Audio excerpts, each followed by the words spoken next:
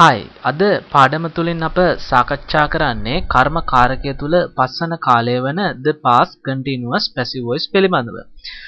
පෙර ටෙන්සස් වල වගේදීම මෙහිදීත් වාක්‍ය මූලට noun එකක්, pronoun එකක් හෝ phrase එකක් යෙදීම සිද්ධ කරනවා. එහිදී අප යොදන noun එක, pronoun එක, phrase එක ඒක වචන නම් අප යොදන උපකාරක ක්‍රියාපදයේ was been වන අතර අප යොදන noun එක, pronoun එක, phrase එක බහුවචන නම් අප යොදන helping verb එක were been වෙනවා.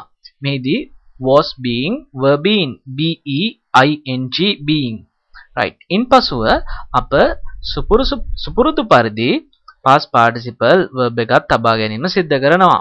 අප විසින් වාක්‍යයක් තැනීමේදී අප ඉහත සාකච්ඡා කළ පියවර අනුගමනය කළ යුතුයි.